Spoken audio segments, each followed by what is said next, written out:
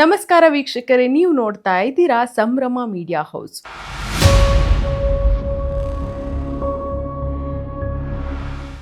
ನಾನು ತೇಜಸ್ವಿನಿ.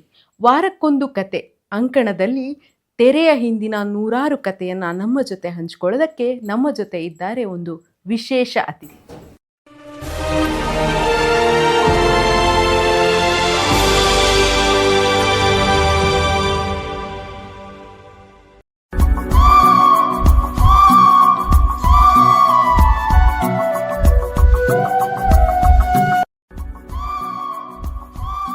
ಕಲಾವಿದರ ಬಣ್ಣದ ಬದುಕಿನ ಜೊತೆಗೆ ಬಣ್ಣದ ಹಿಂದಿನ ಬದುಕನ್ನ ಬಿಚ್ಚಿಟ್ಟಂತಹ ಪತ್ರಕರ್ತ ಹಾಗೂ 60ರ ಹರೆಯದಲ್ಲೂ ಈಗಲೂ ಬೇಡಿಕೆಯಲ್ಲಿರುವಂತಹ ಪತ್ರಕರ್ತ ಗಣೇಶ್ ಕಾಸರಗೋಡು ಇವತ್ತು ನಮ್ಮ ಈ ದಿನದ ಅತಿಥಿ.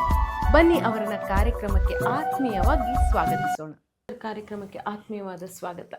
Thank you sir. ಕಾಸರಗೋಡನ್ನು ಬಿಟ್ಟು ಬರವಣಿಗೆಯನ್ನೇ ತನ್ನ ಜೀವನವಾಗಿಸಿಕೊಂಡು ಬದುಕಬೇಕು ಅನ್ನೋ ಒಂದು ಧೈರ್ಯ ಹೇಗೆ ಮಾಡಿದ್ರಿ? ನಮಗೆ ಒಂದು ಗುರಿ ಇಲ್ಲ, ಗುರಿ ಇರಲಿಲ್ಲ, ಗುರುನೂ ಇಲ್ಲ.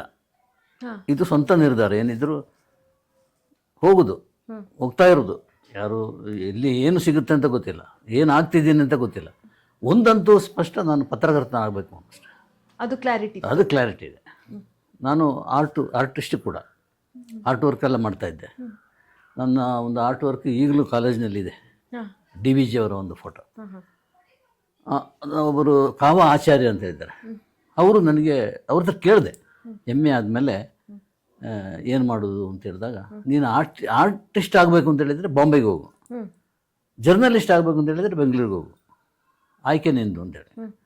ಸೊ ಬಾಂಬೆ ನನಗೆ ಅದು ಕನಸು, ಅದು ಬ್ಲರ್. ಅದು ಬಾಂಬೆ ನನಗೆ ಕ್ಲಾರಿಟಿ ಇಲ್ಲ, ಸಾಧ್ಯನೇ ಇಲ್ಲ. ಗಜಿಬಿಜಿ ಅದು ಇದೆಲ್ಲ. ಬೆಂಗಳೂರು, ನಾನು ಬೆಂಗಳೂರು ಸಾಕಷ್ಟು ಸಲ ಬಂದಿದ್ದೆ.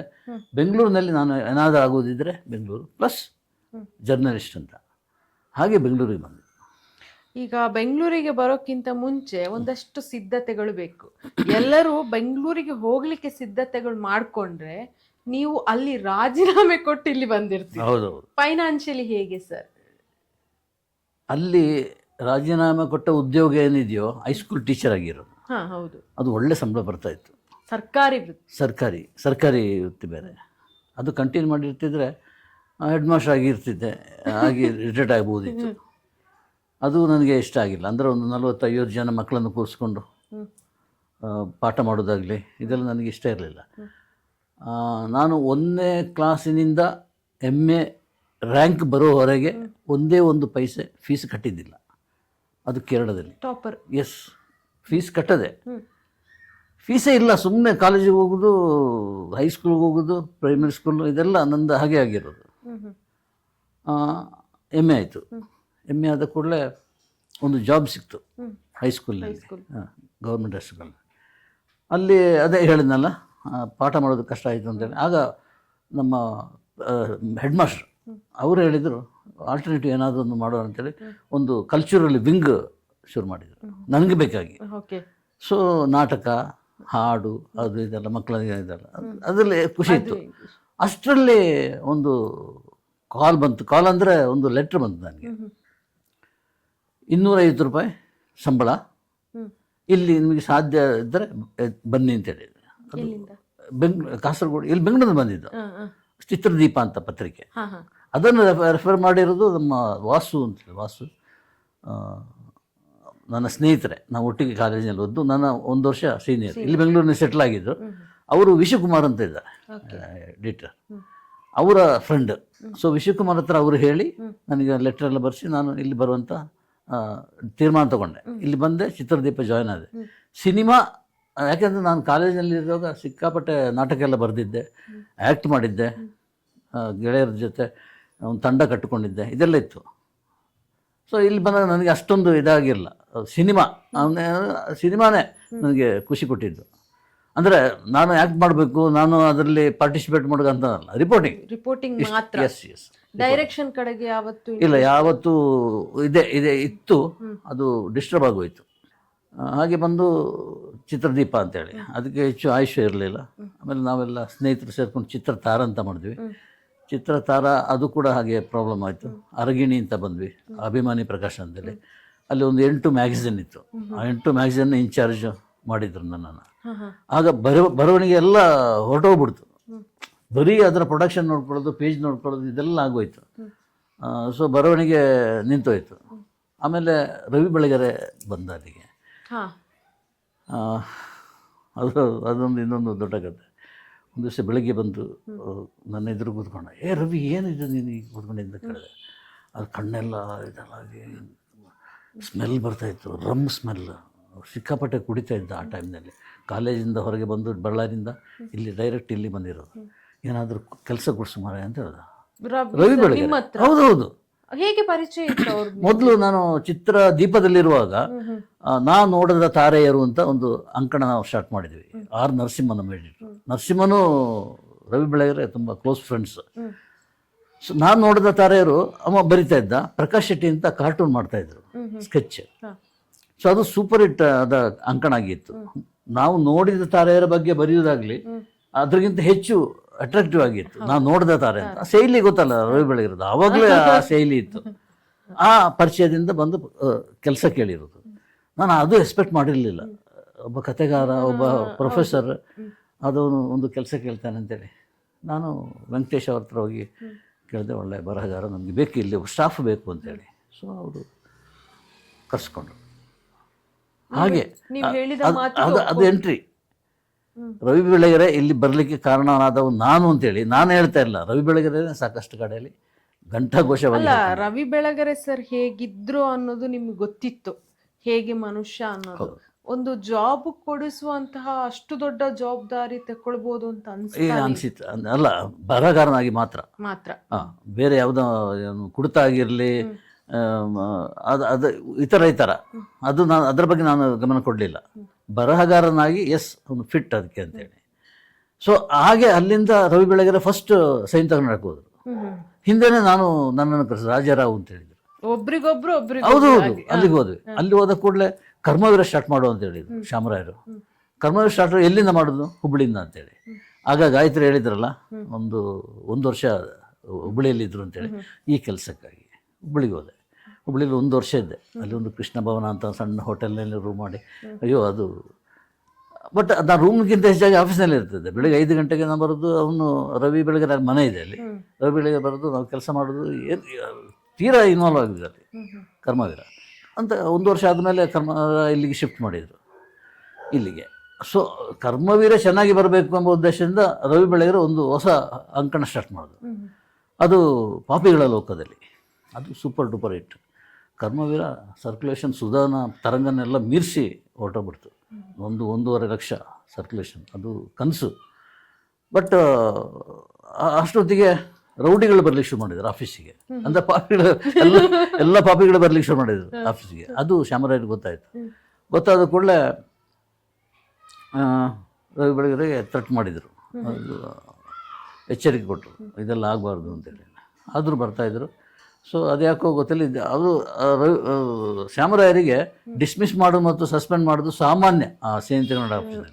ಸೊ ಇದ್ದಾಗಿದ್ದಾಗೆ ಡಿಸ್ಮಿಸ್ ಮಾಡಿಬಿಟ್ಟು. ಹೌದು, ಅವ್ರು ಹೋಗಿ ಯಾವುದೋ ಜಿಂದಾಲ್ನಲ್ಲಿ ಹೌಸ್ ಮ್ಯಾಗಝಿನ್ ಮಾಡ್ತಾಯಿದ್ರು, ಅಲ್ಲೋಗಿ ಸೇರ್ಕೊಂಡ್ಬಿಟ್ಟು. ಮತ್ತು ಇಲ್ಲಿ ಇದು ಡೌನ್ ಆಯಿತು, ಕರ್ಮವೀರದ ಸರ್ಕ್ಯುಲೇಷನ್ ಡೌನ್ ಆಯಿತು. ನನ್ನ ಹತ್ರ ಕೇಳಿದ್ರು ಶ್ಯಾಮರಾಯರು, ಏನು ಮಾಡೋದು ಅಂತೇಳಿ. ರವಿ ಬೆಳಗೆರೆ ಹೊರತಾಗಿ ಬೇರೆ ಏನು ಆಗಲ್ಲ ಅಂತೇಳಿ ಕರ್ಕೊಂಬ ಅಂತ ಹೇಳಿದರು. ಹಾಗೆ ಅವ್ರಿಗೂ ಬೇಕು. ಅವ್ರು ಎಷ್ಟೇ ಇದಾದ್ರೂ ಕೂಡ ಒಬ್ಬ ಬರಗಾರ ಅಂತೇಳಿ ಅವ್ರಿಗೆ ಗೊತ್ತು. ಅವರ ಎಲ್ಲ ವೀಕ್ನೆಸ್ ಅನ್ನ ಮೈನಸ್ ಮಾಡಿಬಿಡ್ತಾರೆ ಅವರು. ಆಗ ಕನ್ನಡಪ್ರಭದಲ್ಲಿ ಸೇರ್ಕೊಂಡಿದ್ರು. ಸೀದಾ ಕನ್ನಡಪ್ರಭ ಆಫೀಸಿಗೆ ಹೋದೆ. ಅಲ್ಲಿ ಕ್ಯಾಂಟೀನಲ್ಲಿ ಕೂತ್ಕೊಂಡು, ರವಿ ನೀ ಬರ್ಬೇಕೀಗ. ನನಗೆ ಅವಮಾನ ಮಾಡಿದ್ದಾರೆ ಅವರು, ಡಿಸ್ಮಿಸ್ ಮಾಡಿ ಸುಮ್ಮನೆ ಹೇಳೋದು ಅಂತ ಹೇಳಿದರು. ನೀನು ಬರಬೇಕಿದ್ರೆ ಏನು ಮಾಡಬೇಕು ಅಂತ. ನನ್ನನ್ನು ಎಡಿಟ್ ಮಾಡಬೇಕು. ಆಗ ನಿರ್ವಹಣೆ ಅಂತ ನಾನು ಅವ್ರಿಗೆ ಬರೀದ್ರು. ಎಡಿಟರ್ ಅಲ್ಲ, ಶಾಮರಾಯರು ಕೂಡ ಸೀಟ್ ಬಿಟ್ಟು ಕೊಡ್ತಾರೆ ನೀನು ಬರ್ಬೇಕಂತ ಹೇಳಿದ್ರೆ. ಅಂಥ ಪೊಸಿಷನ್ ಆಗಿದೆ ಅಂತ ಬಂದರು. ಒಂದು ಅದೇ ಹೇಳಿಲ್ಲ, ದಿನ ಸಂಜೆ ಆದರೆ ನಮ್ಗೆ ಸಾಕು, ಎಲ್ಲಿ ಸಸ್ಪೆನ್ಷನ್ ಲೆಟ್ರ್ ಬರುತ್ತಾ, ಡಿಸ್ಮಿಸ್ ಲೆಟ್ರ್ ಬರುತ್ತಾ ಅಂತ ಕಾಯ್ತಾ ಇರ್ತೀವಿ ನಾವು. ಎಕ್ಸ್ಪೆಕ್ಟೆಡ್. ಒಂದು ದಿವಸ ಇದ್ದಾಗೆ ಮತ್ತೆ ಕಳಿಸ್ಬಿಟ್ಟು. ಅಲ್ಲ, ಅಂಥದ್ದು ಏನಾದರೂ ಮಾಡಿ ಆಮೇಲೆ ಎಕ್ಸ್ಪೆಕ್ಟ್ ಮಾಡ್ತಾ ಇದ್ದಾರೆ. ಏನಿಲ್ಲ. ಅದು ಅವರು ಹುಡುಕ್ತಾರೆ, ಸ್ವಲ್ಪ ಕಿವಿ ಆ ಥರ ಹಿತ್ತಾಳೆ ಕಿವಿ, ಅವ್ರು ಇವ್ರು ಹೇಳಿದೆಲ್ಲ ನಂಬ್ಕೊಂಡ್ಬಿಡ್ತಾರೆ. ನನಗೂ ಸಮಸ್ಯೆ ಆಯಿತು. ಇಲ್ಲಿ ಇಂಡಸ್ಟ್ರಿಗೆ ಹೋದಲ್ಲ, ಫಿಲ್ಮ್ ಇಂಡಸ್ಟ್ರಿಯಲ್ಲಿ ಚಾಡಿ ಹೇಳೋರು ಸಾಕಷ್ಟು ಇರ್ತಾರೆ. ಯಾಕಂದರೆ ಒಂದು ಹಂತದ ಹೆಸರಾಗಲಿ ಒಂದು ಸ್ಟ್ಯಾಂಡಿಂಗ್ ಇದರಲ್ಲಿ ಮಾಡ್ಕೊಂಡ್ರೆ ಅದನ್ನು ಚಾಡಿ ಹೇಳೋರು ಅದನ್ನು ಕೇಳ್ಕೊಳ್ತಾರೆ. ನೀನು ಅಲ್ಲೂ ಹೋಗಿ ಹೀಗೆ ಮಾಡಿದೆಯಂತೆ, ಹೌದಾ ಅಂತ ಶಮರ ನನ್ನನ್ನು.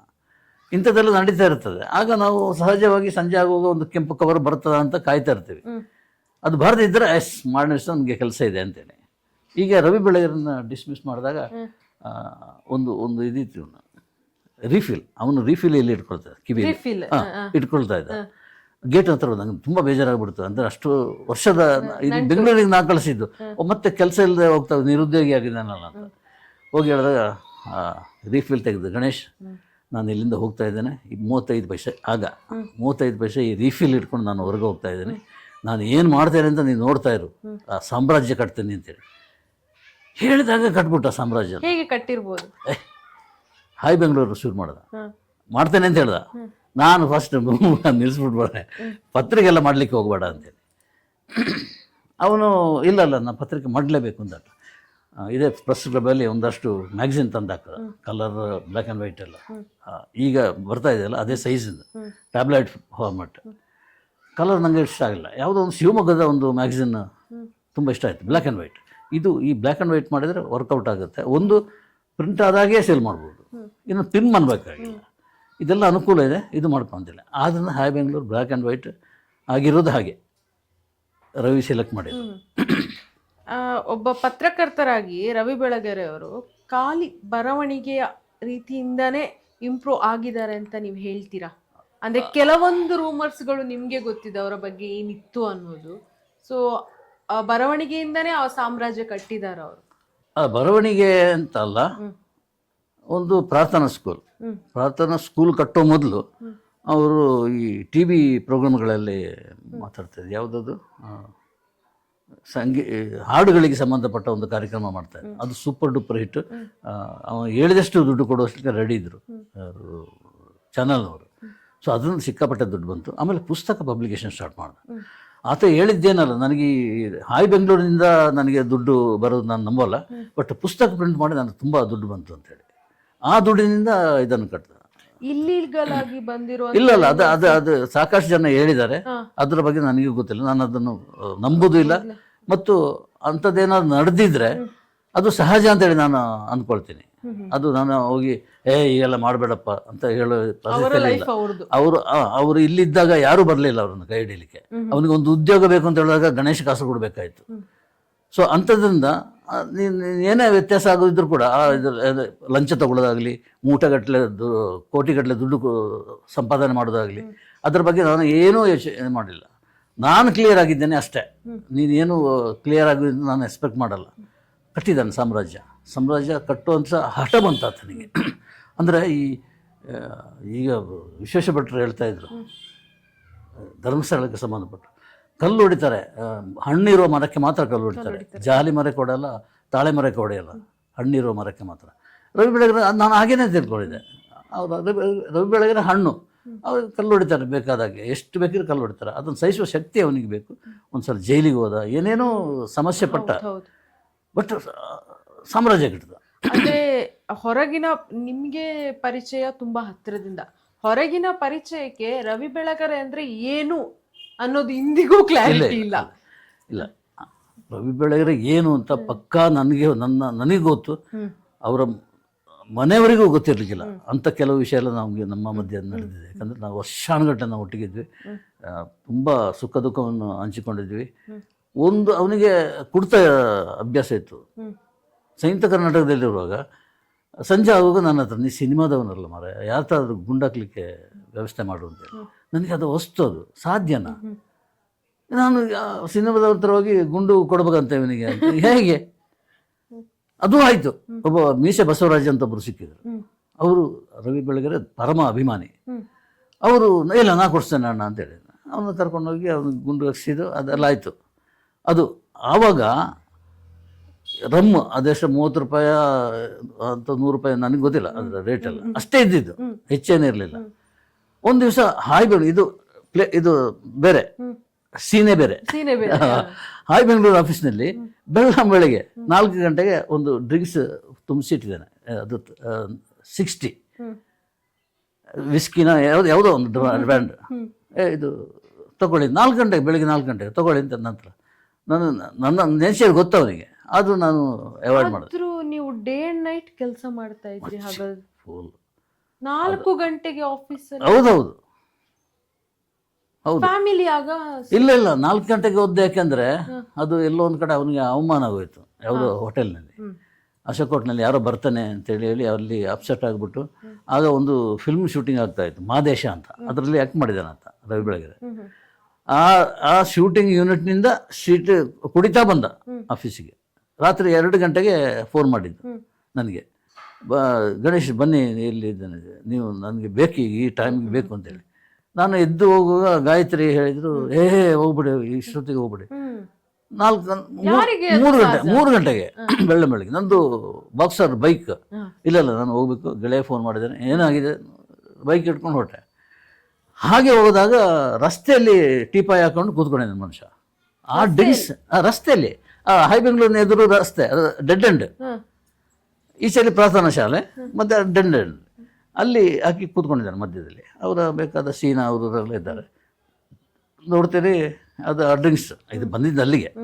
ಅಂದರೆ 30 ರೂಪಾಯಿಯ ರಮ್ಮಿನಿಂದ ಈ ಡ್ರಿಂಕ್ಸ್ ಎಷ್ಟಿರ್ಬೋದು ರವಿ ಅಂತ ನಾನು ಕೂತಲ್ಲ. ಅದೆಲ್ಲಿಂದ ಯಾರೋ ತರಿಸಿದ್ದಂತೆ, ಫಾರಿನ್ ವಿಸ್ಕಿ. ಸೊ ಅದು ಒಂದು 30ಗೆ 12,500. 12,500 ಒಂದು 60 ಇದಕ್ಕೆ ಅಳ್ತಾಗೆ. ಜಾಬ್ ಕೇಳಿದಂತ ಎಲ್ಲಿಂದ ವ್ಯಕ್ತಿ ನನ್ನ ಮುಂದೆ 12,500 ಕುಡಿತಾ ಇದ್ದಾನೆ ಅಂದ್ರೆ ಇದು ಲೈಫ್. ಇದನ್ನೆಲ್ಲ ಕಂಡವರು ಏನು ಹೇಳ್ತಾರೆ, ದುಡ್ಡು ತಗೊಂಡಿರ್ಬೋದು ಪೊಲಿಟಿಷಿಯನ್ ಅಂತ ಸ್ವಾಮೀಜಿಗಳಿಂದ, ಅದು. ಬಟ್ ಅವನು ನನಗೆ ತಿಳಿದ ಮಟ್ಟಿಗೆ ಅವ್ರು ಯಾವ ಸ್ನೇಹಿತರು ಇರಲಿಲ್ಲ, ಪೊಲಿಟಿಷಿಯನ್ ಇರಲಿಲ್ಲ, ಪೊಲೀಸ್ ಡಿಪಾರ್ಟ್ಮೆಂಟ್ ಇರಲಿಲ್ಲ, ಸ್ವಾಮಿಗಳಿರಲಿಲ್ಲ, ಎಲ್ಲ ಬೈಯುವುದೇ ತಾನೆ. ಹಾಯ್ ಬೆಂಗಳೂರು ಇದ್ದಿದ್ದೇ ಬೈಲಿಕ್ಕೆ. ಅದರ ಏನು ವ್ಯಕ್ತಿತ್ವ ಇರುವುದೇ, ಪತ್ರಿಕೆ ವ್ಯಕ್ತಿತ್ವ ಇರೋದೇ ಬೈಯೋದಕ್ಕಾಗಿ. ನೆಗೆಟಿವ್ ಇದು. ನನ್ನ ಹತ್ರ ಅವನು ನೆಗೆಟಿವ್ ಸಿನಿಮಾ ಐಟಮನ್ನೇ ಬಯಸಿದ್ದು. ಹೌದು. ಅಲ್ಲಿ ಬರೆಯುವಾಗ ನಾನು ಅದನ್ನೇ ಮಾಡಬೇಕು. ಒಂದು ಪ್ರೆಸ್ ಮೀಟಿಗೆ ಹೋಗ್ತೀನಪ್ಪ, ಹೋದ್ರೆ ಅಲ್ಲಿ ಸೈನ್ಸ್ ಕರ್ನಾಟಕ ನಾನು ಒಂದು ಪಾಸಿಟಿವ್ ರಿಪೋರ್ಟ್ ಕೊಡಬೇಕು, ಅದನ್ನೇ ಇಲ್ಲಿ ನೆಗೆಟಿವ್ ಆಗಿ ಕೊಡಬೇಕು. Double role. ಅದು ಪ್ರೆಸ್ ಮೀಟಲ್ಲಿ ಭಾರಿ ಮಜಾ ಇರ್ತದೆ. ಹಾಯ್ ಬೆಂಗಳೂರು ನನಗೆ ಎಷ್ಟು ಹೆಲ್ಪ್ ಆಗಿದೆಯೋ ಅಷ್ಟೇ ಡಿಸ್ಟರ್ಬ್ ಆಗಿದೆ, ತುಂಬ ಡಿಸ್ಟರ್ಬ್ ಆಗಿದೆ. ಗ್ರೀನ್ ಹೌಸ್ನ ಸೆಲ್ಲರ್ನಲ್ಲಿ ಒಂದು ಪ್ರೆಸ್ ಮೀಟ್ ನಡೀತದೆ, ನಾನು ಹೋಗ್ತೀನಿ. ಒಂದು ಎಂಟ್ರಿನೇ ಅದು ಭಾರಿ, ಅದು ನೋಡಬೇಕು. ನನ್ನ ಎಂಟ್ರಿ ನನಗೆ ಖುಷಿ ಕೊಡೋದು, ಯಾವುದೇ ಫಿಲ್ಮ್ ಜರ್ನಲಿಸ್ಟ್ ಆದ್ರಷ್ಟೇ. ಆ ಎಂಟ್ರಿ ಕೊಡೋ ಸ್ಟೈಲ್ನಲ್ಲಿ ಎಲ್ಲ ಬಂದು ಎಲ್ಲ ಮಾತಾಡೋ ರೀತಿ ಇದುವರೆಗೂ ಅದೇ ಚಾಪ್ ಅದಿದೆ. ಬಟ್ ಅಲ್ಲಿ ಒಂದು ರೌಂಡ್ ಟೇಬಲ್ ಇದೆ, ಅಲ್ಲಿ ಕೂತ್ಕೊಂಡು ಪ್ರೊಡ್ಯೂಸರ್ಸ್, ಡಿಸ್ಟ್ರಿಬ್ಯೂಟರ್ ಎಲ್ಲ ಮಾತಾಡ್ತಾ ಇರ್ತಾರೆ. ಮಾತಾಡೋದೇನಂತ ನನಗೆ ಗೊತ್ತು. ಹಾಯ್ ಬೆಂಗಳೂರಿನಲ್ಲಿ ನನ್ನ ಮಗ ಅಂತ ಬೈತಾ ಇರ್ತಾರೆ. ನನ್ನನ್ನು ನೋಡ್ಬಿಟ್ಟು, ಸಾರ್ ಈಗ ಜ್ಞಾಪಿಸ್ತಿದ್ದೆ ನಿಮ್ಮನ್ನ, ಈ ಜಸ್ಟ್ ನಿಮ್ಮ ಬಗ್ಗೆ ಮಾತಾಡ್ಕೊಂಡ್ರೆ ಈಗ ಬಂದ್ರಲ್ಲ ಅಂತ. ನೀವು ಹೈಡ್ ವಾಯ್ಸ್ ರೆಕಾರ್ಡ್ ಅವಾಗಲೇ ಇಟ್ಟಿದ್ರಿ ಗೊತ್ತಾಗ್ತಾ ಇತ್ತು. ಅಂತ ಫೀಲ್ಡಲ್ಲಿ ಒಂದು ಏನು ಸಿನಿಮಾದಲ್ಲಿ ಹವಾ ಅಂತ ಹೇಳಿರಲ್ಲ, ಇಲ್ಲಿ ಹವಾ ಮೇಂಟೈನ್ ಮಾಡೋದು ಅಂತೇಳಿ ಬೇರೆ ದಾರಿ ಇರಲಿಲ್ಲ. ಈ ಕೋಪ ಬರೋದಾಗಲಿ, ಈ ದೂರ್ವಾಸಮಿನಿ ಆಗಲಿ, ಜಮದಗ್ನಿ ಆಗಲಿ, ಅದೆಲ್ಲ ಬರೋದು ಈ ಸಿನಿಮಾದ. ಕೊಟ್ಟಿದ್ದೆಲ್ಲ ಹೆಸರು ನಿಮಗೆ? ಅದೇ ಪುಣ್ಯಾತ್ಮ, ಅದೇ ರವಿ ಬೆಳಗೆರೆ. ರಾಜ್ಯ ರೋಷವಾಗಿ ಸ್ಟೇಜ್ನಲ್ಲಿ ಹೇಳ್ಕೊಂಡು, ಈ ಜಮದಗ್ನಿನ ಅದು ಹೆಂಗೋ ಗಾಯತ್ರಿ ಸಾಯಿಸಿದ್ದು ನನ್ನ ಹೆಂಡ್ತಿ ಇದ್ರು. ನೆಕ್ಸ್ಟ್ ನನ್ನ ಕಥೆನು ಫಿಟ್ಟಿಂಗ್ ಅಲ್ವಾ, ಇದು ಶುಭಮ್ ಬಿಡುಗಡೆ ಸಮಾರಂಭದಲ್ಲಿ ಆತ ಹೇಳ್ತಾರೆ. ಇದು ಮಾಮೂಲಿ ಅವನ ಪ್ರೀತಿಯಲ್ಲಿ ಹೇಳೋದು, ಅದಲ್ಲೇನು ನಾನು ಸೀರಿಯಸ್ ಆಗಿ ಯಾವುದನ್ನು ತಗೊಂಡಿಲ್ಲ. ಆದರೆ ಆ ಥರ ಬಂದ್ಬಿಡ್ತು. ಅದು ಒಂದು ಕ್ಯಾರೆಕ್ಟರ್, ಒಂದು ವ್ಯಕ್ತಿತ್ವ ರೂಪುಗೊಂಡಿದ್ದೇ ಹಾಗೆ. ಒಬ್ಬ ಪತ್ರಕರ್ತನಾಗಿ ಬ್ಯಾಂಗ್ಳೂರಂತಹ ಸಿಟಿಯಲ್ಲಿ ತನ್ನ ಲೈಫನ್ನು ಸೆಟಲ್ ಆಗಿ ರೂಪಿಸ್ಕೊಳಕ್ಕಾಗುತ್ತಾ? ಆಗಿದೆ, ಸಂತೋಷವಾಗಿದೆ. ಯಾವಾಗ್ಲೂ ಬರವಣಿಗೆ ಬೇಡ ಅಂತ ಇಲ್ಲ, ನಾನು ಆಯ್ಕೆ ಮಾಡಿಕೊಂಡ ಈ ಉದ್ಯೋಗ ಇದೆಯಲ್ಲ, ಇದು ದೇವರು ನಂದು. ಇದರಲ್ಲಿ ನಾನು ದೈವತ್ವವನ್ನು ಕಂಡಿದ್ದೀನಿ. ನಾನು ಯಾವತ್ತೂ ಅದಕ್ಕಾಗಿ ಪಶ್ಚಾತ್ತಾಪ ಪಟ್ಟಿದ್ದಿಲ್ಲ. ಎಷ್ಟೇ ಜನ್ಮ ಮುಂದೆ ಇದ್ದರೂ ಕೂಡ ನಾನು ಫಿಲ್ಮ್ ಜರ್ನಲಿಸ್ಟ್ ಆಗೇ ಇರ್ತೇನೆ ಅಂತ ಇವತ್ತಿಗೂ ನನಗೆ ಅನಿಸೋದು. ಯಾಕಂದರೆ ನನಗೆ ಎಲ್ಲವನ್ನು ಕೊಟ್ಟಿದೆ ಫಿಲ್ಮ್ ಇಂಡಸ್ಟ್ರಿ. ಎಲ್ಲ ಸುಖವನ್ನು ಕೊಟ್ಟಿದೆ, ನೆಮ್ಮದಿಯನ್ನು ಕೊಟ್ಟಿದೆ, ಶಾಂತಿಯನ್ನು ಕೊಟ್ಟಿದೆ. ನಾನು ಈಗ ಸಮಾಧಾನದಲ್ಲಿರೋದು ಆ ಇಂಡಸ್ಟ್ರಿ ಕಾರಣಕ್ಕಾಗಿ. ಅಲ್ಲ, ಈಗಿನ 60ರ ಅರಯದಲ್ಲೂ ಬೇಡಿಕೆಯಲ್ಲಿರುವ ಪತ್ರಕರ್ತ ಅಂದ್ರೆ ಅದ್ ನೀವೇ ಹೌದು ಹೇಳ್ಬೇಕು. ಹೌದು 100%. ಅದು ಹೆಮ್ಮೆಯಿಂದ ಹೇಳ್ಕೊಳ್ತೇನೆ. ಅದೊಂದು ಸ್ವಲ್ಪ ತೊಂದರೆನೂ ಆಯ್ತು. ರಮ್ಯಾ ಅದಲ್ಲ, ನಾನು ಮನೆಗೆ ಬಂದು ಹೇಳ್ಕೊಂಡೆ ಅದನ್ನು. ಎಲ್ಲ ಫಿಲ್ಮ್ ಜರ್ನಲಿಸ್ಟ್ಗಳು 50 ವಯಸ್ಸು ಆದ ಕೂಡಲೇ ಮೂಲೆ ಗುಂಪಾಗ್ಬಿಡ್ತಾರೆ. ಯಾರ ಹತ್ರ ನಮ್ಮ ಗಾಯತಿತ್ತ ಮೂಲೆ ಗುಂಪಾಗ್ತಾರೆ. ಬಟ್ ನಿನ್ನ ಗಂಡ ಇದ್ದಾನಲ್ಲ, ಅವನು ಈ ವಯಸ್ಸಿನಲ್ಲೂ ಬೇಡಿಕೆ ಇದೆ. ಎಟ್ಟೆ ಟೈಮು 3 ಕಡೆ ವರ್ಕ್ ಮಾಡ್ತಾ ಇದ್ದಾನೆ. ಆಗಂತೂ ಒಂದು 15 ಅಂಕಣ ಬರೀತಾ ಇದ್ದೆ. ಅದೇ ನೆಗೆಟಿವ್ ಪಾಸಿಟಿವ್. 15 ಅಂಕಣ 15 ಪತ್ರಿಕೆಗೆ ಬರಿತಾ ಇದ್ದೆ. ಈಗಲೂ ಅಷ್ಟೇ ಕರಿತಾ ಇದ್ದಾರೆ ಅಂತ ಹೇಳುವಾಗ ಗಾಯತ್ರಿಗೆ ಸ್ವಲ್ಪ ಅದೇ ಉಪ್ಪು ಇದು ದೃಷ್ಟಿ ತೆಗಿಲಿಕ್ಕೆಲ್ಲ ವ್ಯವಸ್ಥೆ ಮಾಡಿಕೊಂಡ್ರು. ಸೊ ಅದನ್ನು ನಾನು ಎಲ್ಲ ಕಡೆ ಹೇಳಲ್ಲ, ಇದು ಸಾರ್ವಜನಿಕ ಎಲ್ಲ ಕಡೆ ಸಾರ್ವಜನಿಕವಾಗಿ ಬಯಲಾಗೋಯ್ತು ಸರ್. ಇಲ್ಲ, ಅದು ನನ್ನ ಹೆಮ್ಮೆ ಅಲ್ವಾ. ಎನರ್ಜಿ ಉಳಿಸ್ಕೊಟ್ಟಿದ್ದೀನಿ. ಆಮೇಲೆ ಯಾವತ್ತು ಬರವಣಿಗೆಯಲ್ಲಿ ನಾನು ರಾಜಿ ಮಾಡ್ಕೊಂಡಿದ್ದಿಲ್ಲ. ಸಿನಿಮಾ ರಂಗವನ್ನ ತುಂಬಾ ಹತ್ರದಿಂದ ನೋಡಿಕೊಂಡಂತಹ ನಿಮ್ಗೆ ಈಗಿನ ಸಿನಿಮಾ ರಂಗ, ಒಂದು 10 ವರ್ಷ ಹಿಂದೆ ಹೋದ ಸಿನಿಮಾ ರಂಗದಲ್ಲಿ ಆಗಿರುವಂತ ಬದಲಾವಣೆ ಸಿನಿಮಾ ರಂಗದ ಅಭಿವೃದ್ಧಿಗೆ ಅಂತ ಅನ್ಸುತ್ತಾ? ಇಲ್ಲ, ಖಂಡಿತ ಇಲ್ಲ. ಯಾಕೆ? ಒಂದು ಎಲ್ಲವೂ ಬದಲಾಗಿದೆ. ನಾವು ಇದ್ದಾಗ ನಮ್ಮದು ಸುವರ್ಣ ಯುಗ ಅಂತೇಳಿ ಹೇಳ್ತಾರೆ, ಪಿ ಆರ್ ಒಗಳು ಹೇಳ್ತಾರೆ, ಎಲ್ಲರೂ ಹೇಳ್ತಾರೆ. ನಮ್ಮ ಒಂದು 7-8 ಜನ ಜರ್ನಲಿಸ್ಟ್ಗಳು ಏನಿದ್ವಿ, ಅವರು ನಮ್ಮನ್ನು ನೋಡ್ಕೊಳ್ಳೋ ರೀತಿ, ನಾವು ಅವರನ್ನು ನೋಡ್ಕೊಳ್ಳೋ ರೀತಿ ಎರಡೂ ಸೂಪರ್ ಆಗಿತ್ತು, ತುಂಬ ಚೆನ್ನಾಗಿತ್ತು ಲೈಫ್. ಇವಾಗ ಒಂದು ಪೀಳಿಗೆ ಬಂದಿದೆ. ಅದು ಪೀಳಿಗೆ ಬಂದಿದ್ದು ಮೊಬೈಲ್ ಹಿಡಿದವರೆಲ್ಲ ಯೂಟ್ಯೂಬರ್ ಅಂತೇಳಿ ಇದಾಗಿದೆ. ಅವರಿಗೆ ರೆಸ್ಪೆಕ್ಟ್ ಇಲ್ಲ, ಏನೂ ಇಲ್ಲ. ಮೊದಲಾದರೆ ಪ್ರೆಸ್ ಮೀಟ್ ಆದ ಕೂಡಲೇ, ಪ್ರೆಸ್ ಮೀಟ್ನಲ್ಲಿ ನಮ್ಗೆ ಏನೂ ಸಬ್ಜೆಕ್ಟ್ ಅಲ್ಲ. ಪ್ರೆಸ್ ಮೀಟ್ ಆದ ಕೂಡಲೇ ನಾವು ಹೊರಗೆ ಬಂದು ಎಲ್ಲ ಕೂತ್ಕೊಳ್ತೀವಿ. ನಮ್ಮ ಅಕ್ಕಪಕ್ಕದಲ್ಲಿ ಎಲ್ಲರೂ ಬಂದು ಕೂತ್ಕೊಳ್ಳೋರು, ಸುದೀಪ್, ದರ್ಶನ್ ಎಲ್ಲರೂ ಬಂದು ಕೂತ್ಕೊಳ್ಳೋರು. ಅಲ್ಲಿ ಏನು ಮಾತಾಡ್ತಾರೋ ಅದು ನಮ್ಗೆ ಸಬ್ಜೆಕ್ಟ್. ಪ್ರೆಸ್ ಮೀಟ್ ಲಾಸ್ಟ್ ಇಂಥ ಪ್ರೆಸ್ ಮೀಟ್ನಲ್ಲಿ ಇದನ್ನು ಮಾತಾಡಿದ್ರು ಅಂತ ಅಷ್ಟು ಮಾತ್ರ. ಆದ್ರೆ ಪ್ರೆಸ್ ಮೀಟ್ ಬಿಟ್ಟು ಅಕ್ಕಪಕ್ಕ ಬಂದು ಕುತ್ಕೊಳ್ಳುವಾಗನು ಅಷ್ಟೇ ಹುಷಾರಾಗಿ ಕೂತಿರ್ಬೇಕು. ಇದ್ದಾರೆ ಅದು ಇಲ್ಲ, ಅವ್ರು ಬಂದಪ್ಪ ಕೂಡ ಫಸ್ಟ್ ಹೇಳೋದೇನು ಗೊತ್ತಾ, ಆಫ್ ದಿ ರೆಕಾರ್ಡ್ ಸರ್, ನಾನು ಈಗ ಹೇಳ್ತೇನೆ ಅಂತ ಬರೆದು ಬಿಡಬೇಡಿ ಅಂತ ಹೇಳ್ತಾರೆ. ಗೊತ್ತಾಗ್ತಾರೆ, ಅವ್ರ ಟೋನೇ ಗೊತ್ತಾಗ್ತದೆ, ಇದನ್ನು ಬರೀರಿ ಅಂತೇಳಿ. ಸೊ ಅದನ್ನೆಲ್ಲ ಕಲೆಕ್ಟ್ ಮಾಡಿದ ಒಂದಷ್ಟು ಮೆಟೀರಿಯಲ್ ಇತ್ತು ನನ್ನ ಹತ್ರ. ಅದರಲ್ಲಿ ಅದೆಲ್ಲ ಶುಭಂ ಅಲ್ಲಿ ಇಲ್ಲ, ಅದಕ್ಕೆ ಆಫ್ ದಿ ರೆಕಾರ್ಡ್ ಅಂತೇಳಿ ಒಂದು ಪುಸ್ತಕ ಬರೆದೆ. ಓಕೆ, ಅದು ಸೂಪರ್ ಡೂಪರ್ ಹಿಟ್. ಅದ್ರಲ್ಲಿ ತುಂಬ ಚೆನ್ನಾಗಿ ಹೋಯ್ತು, ಲಕ್ಷಾಂತರ ಕಾಪಿ ಸೇಲ್ ಆಯ್ತು ಅದರಲ್ಲಿ. ಅದೇ ಸಿನಿಮಾ ರಂಗದ ಬಗ್ಗೆ ಮಾತಾಡ್ತಿದ್ದೀವಿ ಸರ್. ಯಾಕೆ ಈಗ ಏನಾಗಿದೆ ಅಂತೇಳಿ ಅಲ್ಲ, ಈಗ ಆಗ್ತಿರುವಂತ ಚಿತ್ರರಂಗದಲ್ಲಿ ಆಗ್ತಿರುವಂತ ಒಂದಷ್ಟು ಬದಲಾವಣೆ ಅದು ಸಿನಿಮಾ ರಂಗದ ಇಂಪ್ರೂವ್ಮೆಂಟ್ಗೆ ಅಂತ ಅನ್ಸುತ್ತಾ ನಿಮ್ಗೆ? ಇಲ್ಲ, ಸಾಧ್ಯನೇ ಇಲ್ಲ. ನಾವು ಪ್ಯಾನ್ ಇಂಡಿಯಾ ಅಂತೆಲ್ಲ ಮಾಡಿ ಕನ್ನಡ ಇಂಡಸ್ಟ್ರಿನ ಇಡೀ ಜಗತ್ತೇ ನೋಡುವಂಗ್ ಮಾಡಿದಲ್ವ ಸರ್? ಅದು ಒಂದು ಫಿಲ್ಮ್ ಮಾಡಿಬಿಟ್ರೆ ಈಗ 100-200-300 ಸಿನಿಮಾ ಮಾಡ್ತಾ ಇರುವ ಸಂದರ್ಭದಲ್ಲಿ ಒಂದು ಸಿನಿಮಾ ಗೆದ್ದು ಬಿಡ್ತಾವೆ. ಒಂದು KGF, ಇನ್ನೊಂದು KGF ಗೆದ್ದು, ಒಂದು ಕಾಂತಾರ ಗೆದ್ದು. ಇದು ಇಂಡಸ್ಟ್ರಿಯನ್ನು ಉದ್ಧಾರ ಮಾಡ್ತದೆ ಅಂತ ಹೇಳಲಿಕ್ಕಾಗಲ್ಲ. ಬಟ್ ನಮ್ಮ ಹೆಮ್ಮೆ ಅದೆಲ್ಲ, ಅಂತ ಒಂದು ಸಿನಿಮಾ ಇದಾಯ್ತು. ಯಾಕೆ ಈಗ ಸಿನಿಮಾ ಇಲ್ಲ, ಅದು ಒಬ್ರು ಪ್ರೊಡ್ಯೂಸರ್ ಹೇಳಿದ್ರು ನನ್ನ ಹತ್ರ, ದುನಿಯಾ ಪ್ರೊಡ್ಯೂಸರ್, TA ರಘು, ಸಾರಿ ಹರಿ ಅಲ್ಲ, ದುನಿಯಾ ಲೊಕೇಶನ್, AT ಲೊಕೇಶನ್. ಅವರು ಹೇಳಿದ್ದೇನೆಂದರೆ, ಈ ಒಂದು ಸಿನಿಮಾ ಹಿಟ್ಟಾದಾಗ ಅದು ಹಿಟ್ಟಾಯಿತು ಅಂದರೆ, ಈಗ ದುನಿಯಾ ಸಿನಿಮಾ ಹಿಟ್ಟಾಗಿದೆ.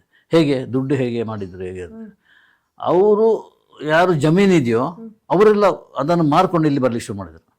1 ಕೋಟಿ ರೂಪಾಯಿ ಕೊಟ್ಟರು ಕೂಡ ಆ ಪಬ್ಲಿಸಿಟಿ ಅವರು ತಗೊಳ್ಳಿಕ್ಕೆ ಸಾಧ್ಯ ಇಲ್ಲ.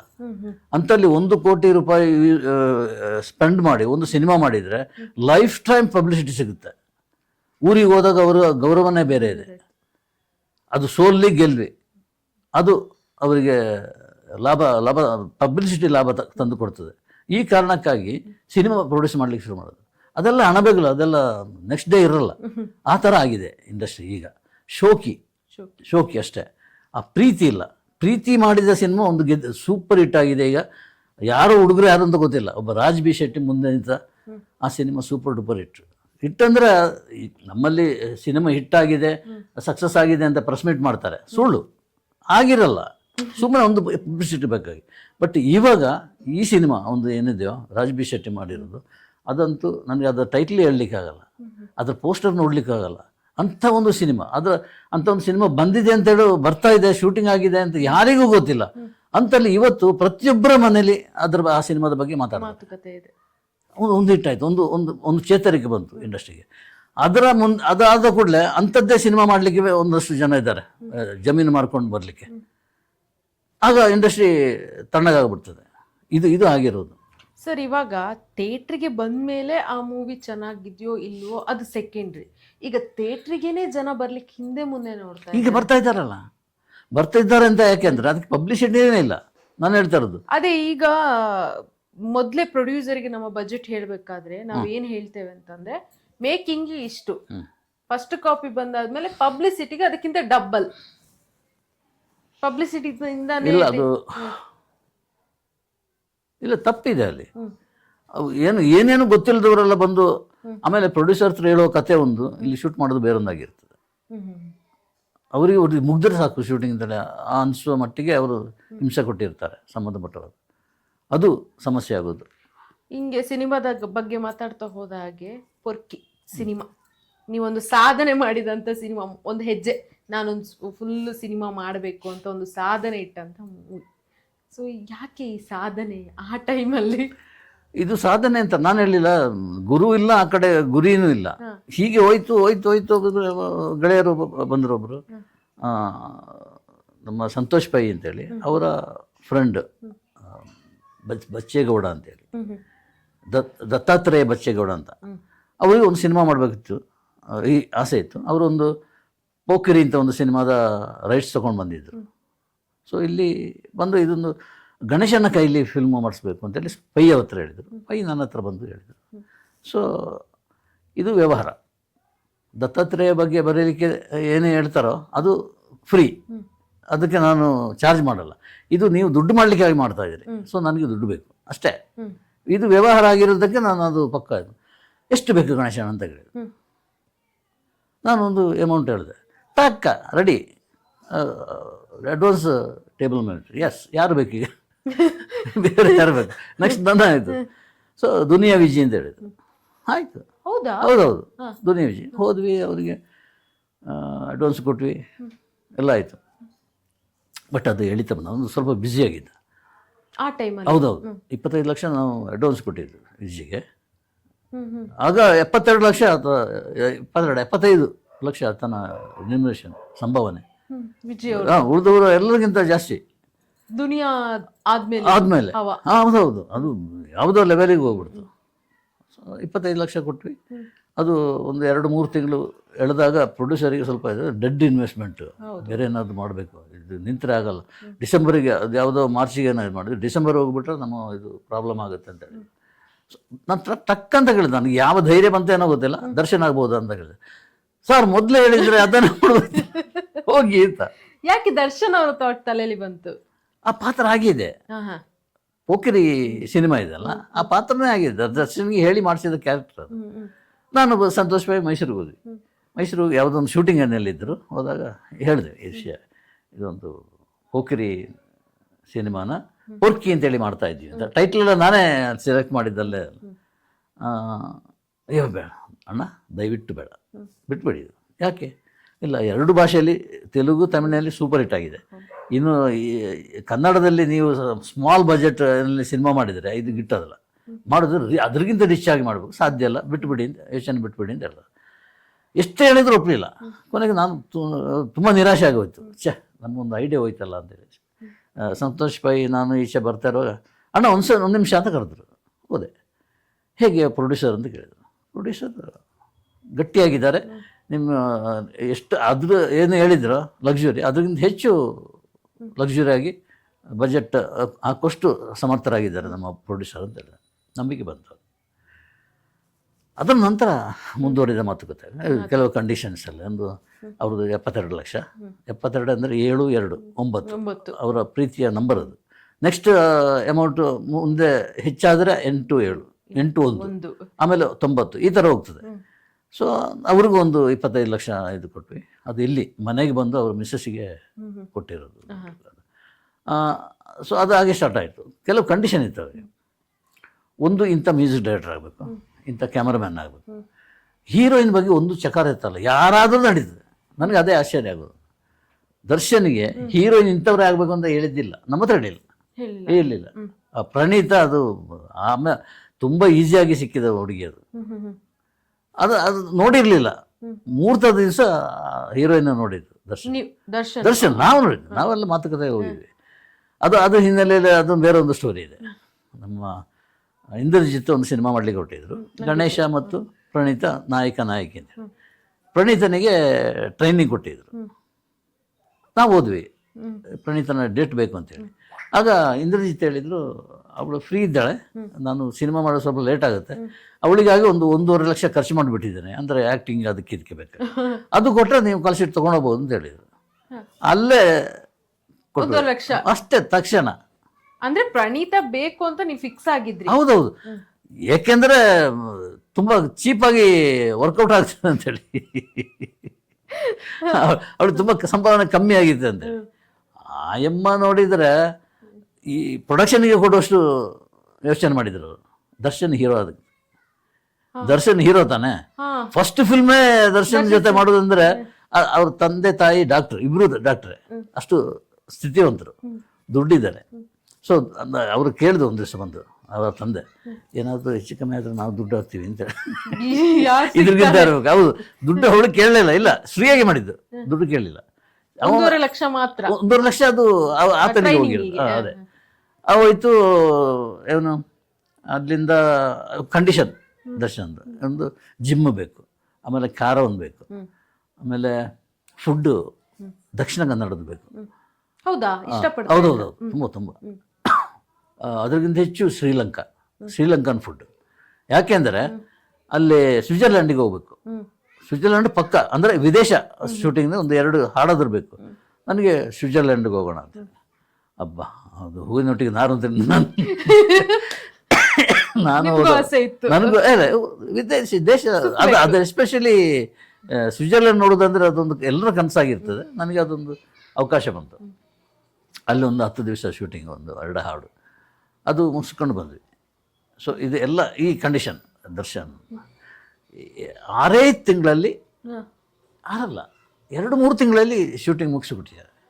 ದರ್ಶನ್ ಕಾಲ್ ಶೀಟ್ ಕೊಟ್ಟರು ಅವರು ಕಂಟಿನ್ಯೂಸ್, ಬೇರೆ ಯಾವುದು ಇದು ಮಾಡಿಲ್ಲ. ಅದು ಯಾಕೆ ಗೊತ್ತಿಲ್ಲ, ನನ್ನ ಇರ್ಬೋದು, ಯಾವ ತಂಟೆ ತಕರಾರು ಮಾಡಿಲ್ಲ, ಆರಾಮಾಗಿತ್ತು. ಈಗ ನಾವು ನೋಡ್ತಾ ಇರುವಂತಹ ದರ್ಶನ್ ಸರ್, ನೀವು ನೋಡಿದಂತಹ ದರ್ಶನ್ ಸರ್, ಏನ್ ಡಿಫ್ರೆನ್ಸ್ ಇದೆ ಸರ್? ನನಗೆ ವೈಯಕ್ತಿಕವಾಗಿ ನಾನು ಏನು ಹೇಳಬೇಕು ಅಂತ ಹೇಳಿದರೆ, ನನ್ನ ದೃಷ್ಟಿಯಲ್ಲಿ ದರ್ಶನ್ನ ನನ್ನ ಒಡನಾಟದಲ್ಲಿ ತುಂಬ ಚೆನ್ನಾಗಿತ್ತು ಅಷ್ಟೇ. ಅದರಿಗಿಂತ ಹೆಚ್ಚು ನಾನು ಹೇಳಲಿಕ್ಕಾಗಲ್ಲ. ಒಂದು ಏನಂದರೆ, ನಾನು ಅವರ ಪ್ಲಸ್ ಪಾಯಿಂಟ್, ನಾನು ನೋಡಿದ್ದು ಪ್ಲಸ್ ಪಾಯಿಂಟೇ ನನ್ನ ಒಡನಾಟದಲ್ಲಿ. ಬೇರೆ ಬೇರೆ ರೀತಿಯಲ್ಲೆಲ್ಲ ತುಂಬ ಹತ್ತಿರದಲ್ಲೇ ಮಾತಾಡೋದು. ಯಾವುದೇ ಪ್ರೆಸ್ ಮೀಟ್ನಲ್ಲಿ ಕೂತ್ಕೊಂಡು ಕೂಡ ಹತ್ತಿರ ಬಂದು, ಹಣ ಹೇಗಿದ್ದೀರಿ, ಇದೆ ಇಂಥ ಸಂಬಂಧ ನಮ್ಮದು. ಈಗ ದರ್ಶನ್ ಅಂದರೆ ಯಾವುದು ಮರ್ಡರ್. ನಾನು ನಿಮ್ಮ ಹತ್ರ ಕೇಳಬೇಕು ಅಂತಿದ್ದೆ ಸರ್, ಯಾವುದೋ ಒಂದು ಸೆಲೆಬ್ರಿಟಿದು ಇಶ್ಯೂ ಬಂದಾಗ ಒಂದಷ್ಟು ಜನ ಆ ಹೆಸರನ್ನ ತಕೊಂಡು ಪಬ್ಲಿಸಿಟಿ ತಗೊಳ್ಳುವಂತ ಗಿಮಿಕ್ ಈಗ ನಡೀತಾ ಇದೆ. ವೈ ನಿಮ್ಗೆ ದರ್ಶನ್ ಬಗ್ಗೆ ಮಾತಾಡಬೇಕು ಅಂತ ಅನಿಸ್ತು? ನೀವು ಮಾತಾಡಿದಾಗ ಆಬ್ವಿಯಸ್ಲಿ ಆ ಥರ ತಕೊಂಡಿರ್ಬೋದಲ್ಲ ಜನ ಅಂತ. ಯಾಕೆ ಈ ಟೈಮಲ್ಲೇ ಅದ್ರ ಬಗ್ಗೆ ಮಾತಾಡಬೇಕು ಅಂತ ಅನಿಸ್ತು ನಿಮಗೆ? ಇಲ್ಲ, ತುಂಬ ಜನ ಹಾಗೆ ಮಾತಾಡಿಸಿದ್ರು. ನಾನು ಒಂದು ನಿರೀಕ್ಷಣಾ ಜಾಮೀನು ಕೊಡ್ತೀನಿ ಯಾವತ್ತು ದರ್ಶನ್ ಬಗ್ಗೆ ಮಾತಾಡೋದು. ನಾನು ಇದರ ಬಗ್ಗೆ ಅವರ ಪರವಾಗಿ ಮಾತಾಡಲ್ಲ ಮತ್ತು ವಿರುದ್ಧವಾಗಿಯೂ ಮಾತಾಡಲ್ಲ. ದರ್ಶನ್ ಅಂದರೆ ನನ್ನ ಒಡಾಣದ ದರ್ಶನ್ ಹೇಗೆ ಅಂತ ನನ್ನ ಕಣ್ಣ, ಅದರ ಬಗ್ಗೆ ಮಾತ್ರ ಮಾತಾಡಲಿಕ್ಕೆ ಸಾಧ್ಯ. ಅದನ್ನು ಮಾತ್ರ ಮಾತಾಡ್ತೀನಿ ಅಂತೇಳಿ ಅನುಭವನ ಹೇಳ್ತೇನೆ ಅಷ್ಟೇ. ಬೇರೆ ಏನು ಹೇಳಬೇಕು ನನಗೆ ಅನಿಸಲ್ಲ. ಆ ನಿರೀಕ್ಷಣಾ ಜಾಮೀನು ಯಾಕೆ ಅಂದರೆ ಅದೊಂದು ಸೊ ನಮ್ಮಿಬ್ಬರ ಇದು ಮಾತ್ರ. ಈಗಿಂದ ನಾನು ಹೇಳಲ್ಲ ಅಂತೇಳಿ. ಈಗಿನ ಬಗ್ಗೆ ಅದಕ್ಕೆ ಬೇಕಾದ ಕೋರ್ಟ್ ಇದೆ, ತೀರ್ಪು ಕೊಡುವವರಿದ್ದಾರೆ, ಜಡ್ಜಸ್.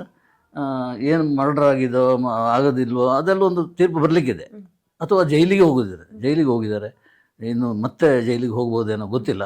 ಅದ್ರ ಬಗ್ಗೆ ನೋ ಕಾಮೆಂಟ್ಸ್. ನನ್ನ ಅಭಿಪ್ರಾಯ ನಾನು ಹೇಳಲಿಕ್ಕೆ ರೆಡಿ ಇಲ್ಲ. ಇನ್ನು ಮುಂದೆ ಹೋದಂಗೆ ದೊಡ್ಡ ಮನೆಗೂ ನಿಮಗೂ ಇದ್ದಂತಹ ಒಂದು ಒಡನಾಟ ಅಪ್ಪು ಸರಿಗೂ ಹೇಗಿತ್ತು ಸರ್? ತುಂಬ ಅದ್ಭುತ. ಇದನ್ನೆಲ್ಲ ಗಾಯತ್ರಿ ಕಣ್ಣಾರೆ ಕಂಡ ದೃಶ್ಯಗಳಿದೆ. ಒಂದು ದಿವಸ ಒಂದು ಶೂಟಿಂಗ್ ಹೋಗಿದ್ವಿ, ಕರ್ಕೊಂಡು ಹೋಗಿದ್ದೆ. ತಪ್ಪಾಗ ನಾನು ಆಗ ಹೇಳಿದಾಗೆ ಎಲ್ಲ ಕರ್ಕೊಂಡು ಹೋಗ್ತಾ ಇದ್ದೆ. ಶೂಟಿಂಗ್ ಹೋಗಿದ್ದೆ.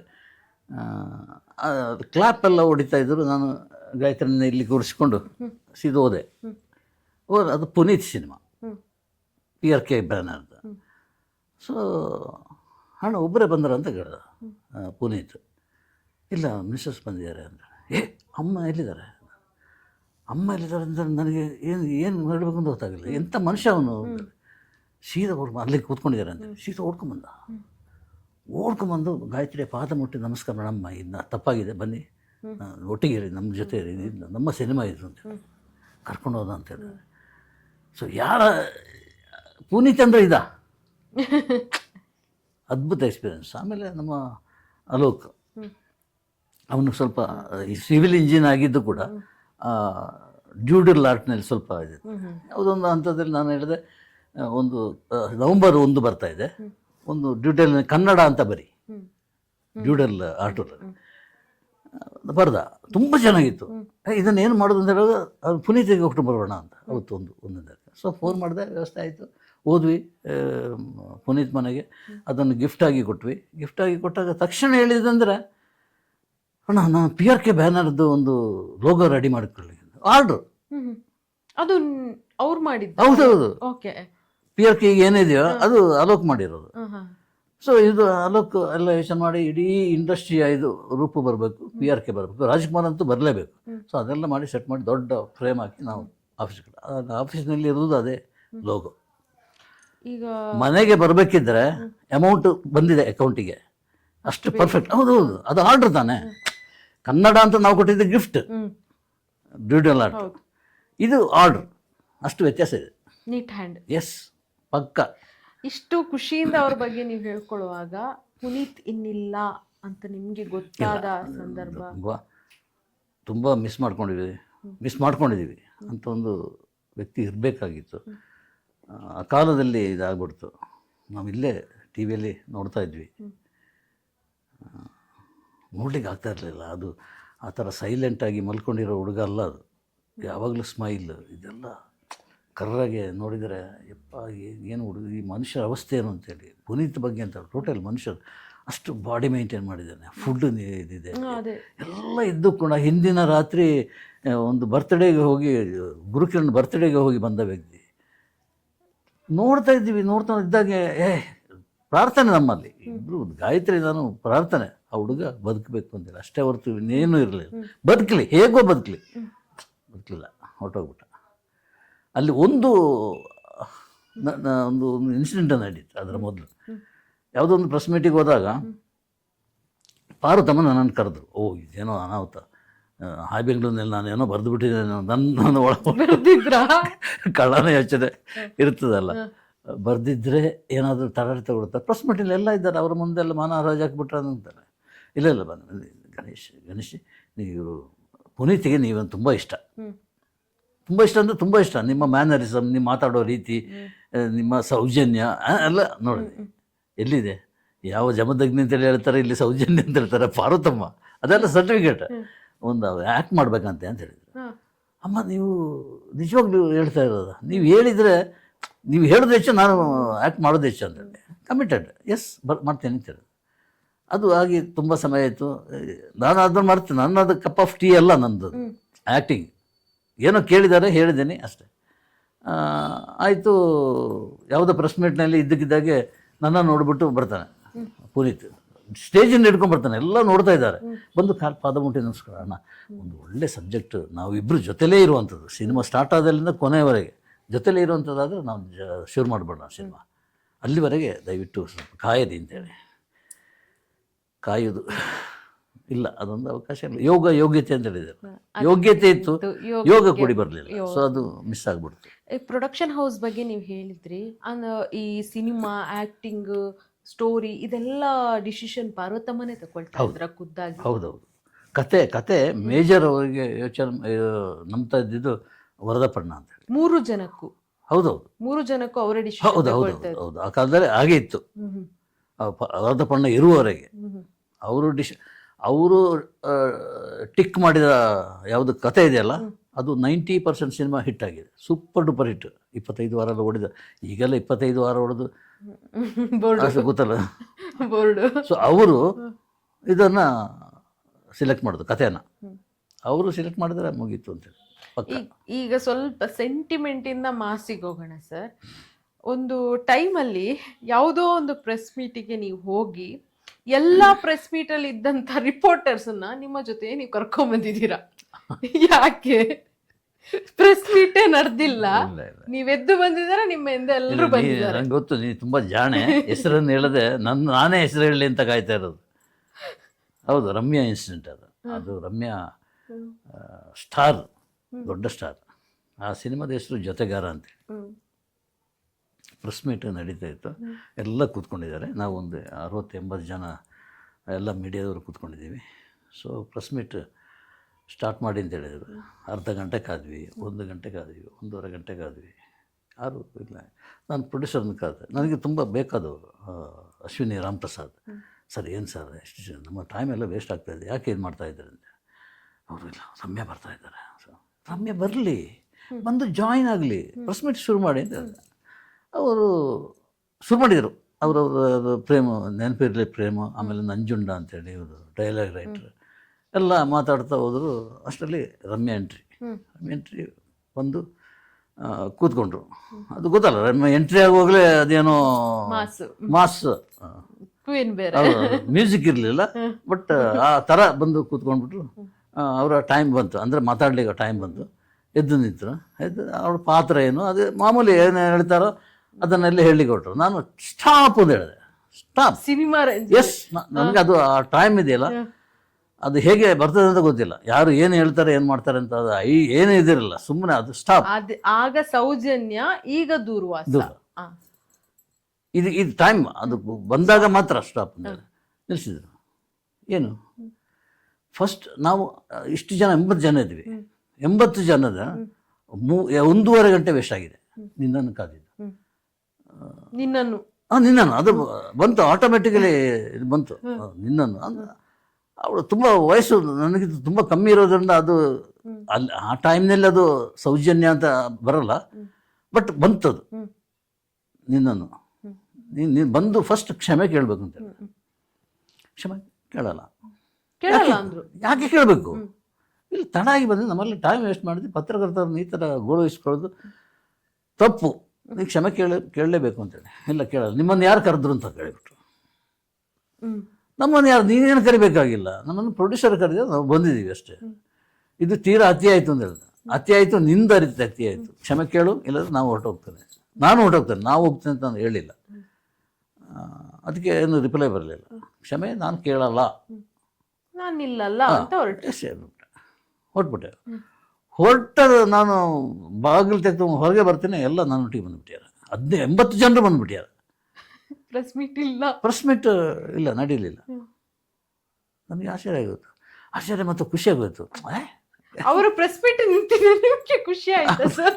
ಅಲ್ಲಲ್ಲ, ಪ್ರೆಸ್ ಮೀಟ್ ನಿಲ್ಸಿದಕ್ಕೆ ಅಂತಲ್ಲ, ಒಂದು ಉದ್ದೇಶಕ್ಕಾಗಿ ಅವ್ರು ನನ್ನೊಟ್ಟಿಗೆ ಇದ್ದಾರಲ್ಲ ಅಂತ. ಖಂಡಿತ ಖಂಡಿತ. ಅಂದ್ರೆ ಒಗ್ಗಟ್ಟು. ಆಮೇಲೆ ನನಗೆ ಅನಿಸಿದ್ದು ಅವ್ರಿಗೂ ಅನಿಸಿದೆ ಅಂತ. ಯಾರೋ ಒಬ್ಬ ಎದ್ದು ನಿಂತ್ಕೊಂಡು ನನ್ನ ಫೈನಲ್ ಇದೇನೆಂದರೆ, ಅಕಸ್ಮಾತ್ ಯಾವುದು ಒಂದು ಪ್ರೆಸ್ ಮೀಟಿಗೆ ನಾನು ಹೋಗೋದಿದ್ರೆ ನನ್ನ ಆಬ್ಸೆನ್ಸ್ ಅವ್ರಿಗೆ ಗೊತ್ತಾಗಬೇಕು ಅಂತ ಒಂದು ಸಾಧನೆ ಮಾಡಬೇಕು ಅಂತ ನಂದಿಷ್ಟೇ. ಅದು ಈಗ ಆಗಿದೆ. ಯಾವುದು ಈ ಟೈಮ್ನಲ್ಲಿ ಗಣೇಶ್ ಕಾಸರಗೋಡು ಇರಬೇಕಾಗಿತ್ತು ಅಂತ ಜನ ಮಾತಾಡ್ಕೊಳ್ತಾ ಇದ್ದಾರೆ, ಪ್ರೆಸ್ನವ್ರು ಮಾತಾಡ್ಕೊಳ್ತಾ ಇದ್ದಾರೆ, ಇಂಡಸ್ಟ್ರಿಯವ್ರು ಮಾತಾಡ್ಕೊಳ್ತಾರೆ. ಹಾಗೆ ಹೊರಗೆ ಬಂದಿವಲ್ಲ, ಬಂದ ಮೇಲೆ ನೆಕ್ಸ್ಟ್ ಏನು ಹೊರಗೆ ಬಂದರು ಪ್ರೊಡ್ಯೂಸರ್ ಅಶ್ವಿನಿ ರಾಮ್ಪ್ರಸಾದ್. ಸಾರ್ ಪಾದ ಹಿಡಿತೇನೆ, ದಯವಿಟ್ಟು ಏನಿಲ್ಲ, ನೀವೊಂದು ಇನ್ನೊಂದು ಪ್ರೆಸ್ ಮೀಟ್ ಅರೇಂಜ್ ಮಾಡಿ, ಇನ್ನೊಂದು ಹಾಲ್ ತಗೊಳ್ಳಿ, ಅದರಲ್ಲಿ ರಮ್ಯೆ ಬರಬಾರ್ದು, ಹೀರೋಯಿನ್ ಇಲ್ಲ ಮಾಡಿ ಪ್ರೆಸ್ ಮೀಟ್ ಮಾಡಿ, ನಿಮ್ಮ ಪಬ್ಲಿಸಿಟಿಗೆ ಬೇಕಾಗಿ. ಅದು ಗೊತ್ತಿದೆ ಅವರಿಗೆ, ಅದು ಪಬ್ಲಿಸಿಟಿ ಈ ನಡೆದಿರೋ ಘಟನೆನೇ ದೊಡ್ಡ ಪಬ್ಲಿಸಿಟಿ ಆಗ್ತದೆ ಅಂತ ಜಾಣ ಮಟ್ಟಿಗೆ. ಸೊ ಪ್ರೆಸ್ ಮೀಟ್ ಅರೇಂಜ್ ಮಾಡಿದ್ರು, ಆಯಿತು. ನಾನು ಕಾರ್ ಎತ್ಕೊಂಡು ಆಯ್ತಾ ಪ್ರಕಾರ ಬಂದ್ಬಿಟ್ಟೆ. ಅಷ್ಟರಲ್ಲೇ ಎಲ್ಲ ಚಾನಲ್ಗಳಿಂದ, ಎಲ್ಲ ಪತ್ರಿಕೆಯವರಿಂದ ಫೋನು.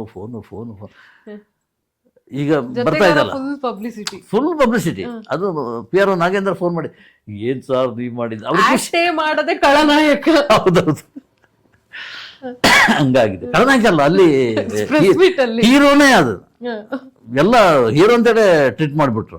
ಅಂದ್ರೆ ಕರೆಕ್ಟಾಗಿ ಆ ಟೈಮ್ನಿಗೆ ಸ್ಫೋಟ ಆಗಿದೆ ಅಂತೇಳಿ. ಅದು ಎಲ್ಲ ನಾನು ಹೇಳಿದೆ, ನಾನು ಇದು ಅದಕ್ಕಾಗಿ ಮಾಡಿದ್ದಲ್ಲ. ನಾನು ಹೇಳಿದೆ ಒಂದು ಒಂದು ಉದ್ದೇಶಕ್ಕಾಗಿ ಮಾಡಿದೆ.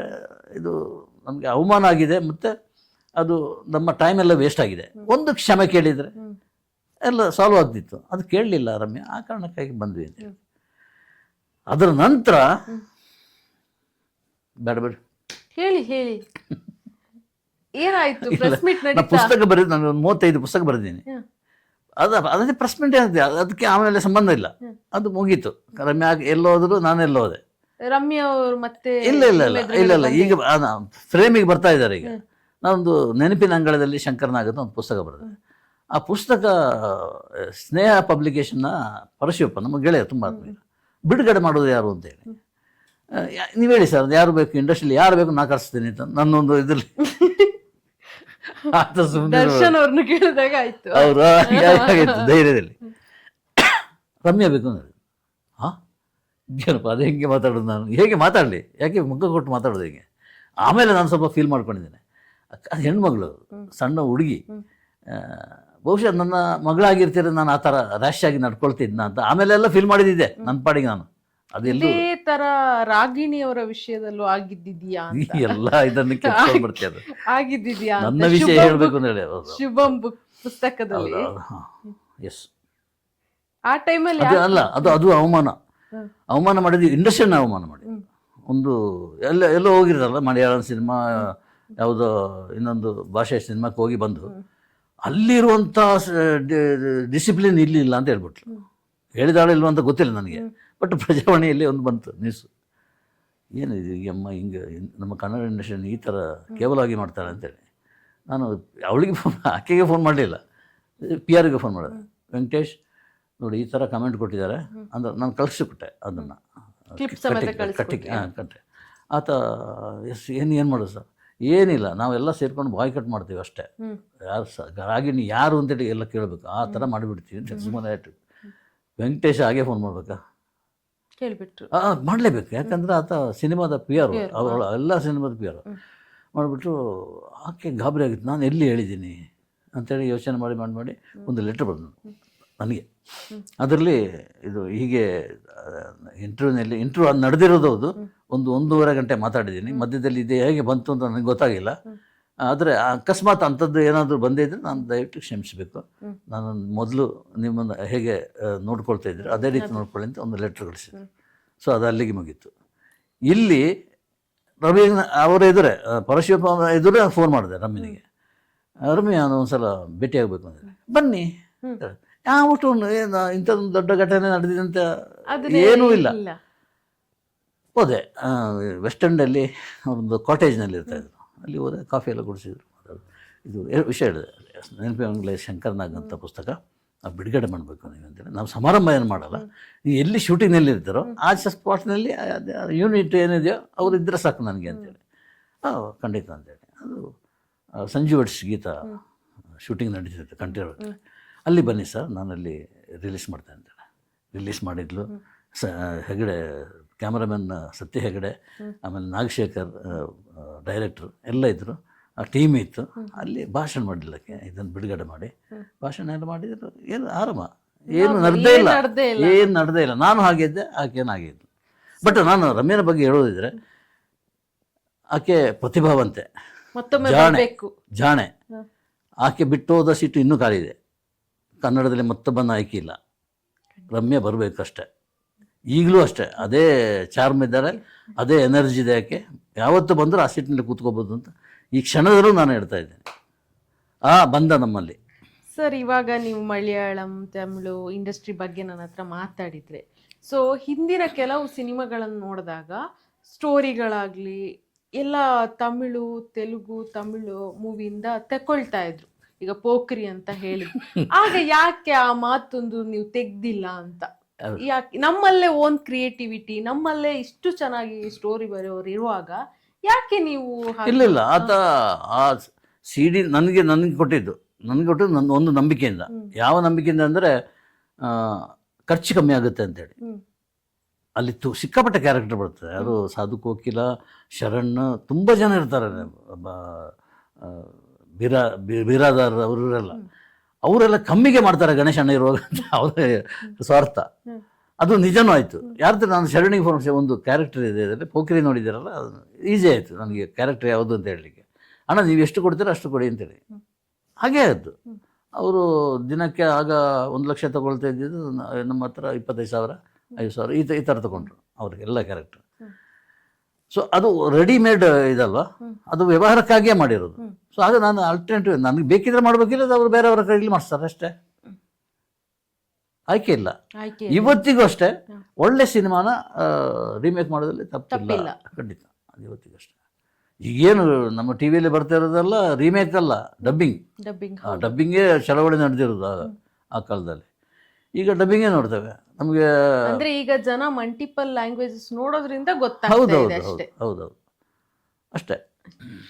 ಮುಂದೆ ಹೇಳ್ತಾ ಹೋದ್ರೆ ನಿಮ್ಮ ಮತ್ತೆ ಸುದೀಪ್ ಅವರ ಸಂಬಂಧ ಒಂದು ತುಂಬಾ ಹತ್ತಿರವಾದ ಸಂಬಂಧ. ಹೀಗಿರುವಾಗ ನೀವು ಹೇಳ್ತಿದ್ರೆ ಸುದೀಪ್ ಅವರು ಕೇಳ್ತಿದ್ರು, ದರ್ಶನ್ ಅವರು ಕೇಳ್ತಾ ಇದ್ರು. ಹೀಗಿರುವಾಗ ಸುದೀಪು, ದರ್ಶನ್ ಮತ್ತೆ ದೊಡ್ಡ ಮನೆ ಅವರಿಗೆ ಒಂದಷ್ಟು ಸಂಘರ್ಷ ಈಗಲೂ ಇದೆ. ಕೋಲ್ಡ್ ವಾರ್ ಅಂತ ಹೇಳ್ಬೋದಲ್ಲ, ಆ ಥರ ನಡೀತಾ ಇದೆ.